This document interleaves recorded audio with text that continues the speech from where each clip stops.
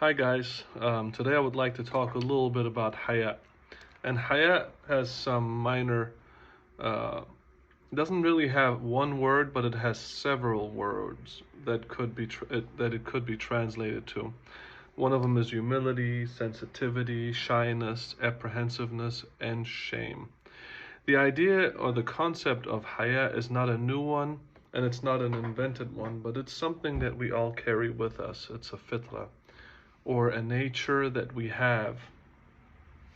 The interesting thing about Haya is that we can control Haya, and the way that we are able to improve it are usually by maintaining a understanding of Surah Al-Fatiha.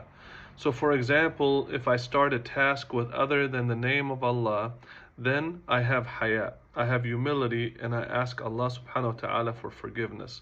So it always has that barometer of asking God for forgiveness when I make a mistake, and having the humility to do that in the first place.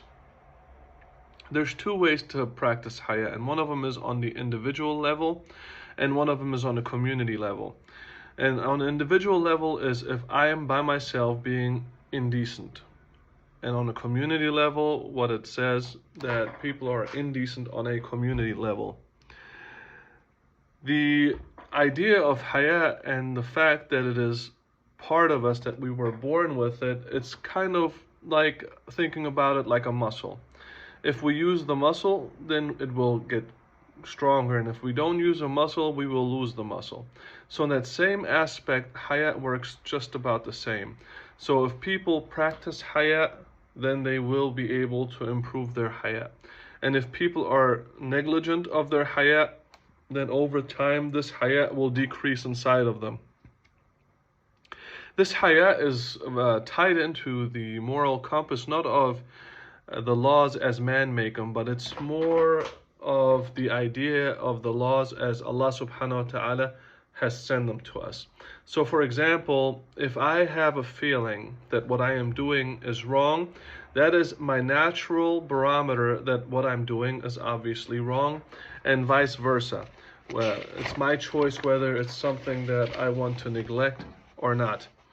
The standards of morality, like I mentioned about, do not really change with time. There's the same standards of morality, just like psychological diseases and the idea of a psychological disease changing over time. No, the same spiritual or the same mental diseases that people have today are the same spiritual or mental diseases that people had at the time of Pharaoh, as an example, 3,000 years ago. In the Quran, Surah Al-Fussilat, it says, "Do whatever you will, indeed Allah sees all that you do." A lot of times the idea of Haya can be controlled by us by surrounding ourselves with the right people. And for example, if I hang out with a good group of guys and I want to do some wrong, then that wrong will most likely be restricted by the quality of people that I hang out with. And that's why it's always really important to have the right people around us, so that they can support us and that they can inspire us to be better versions of our test. But the true test is to have some type of humility in front of Allah subhanahu wa ta'ala, and to worship Him as if we see Him.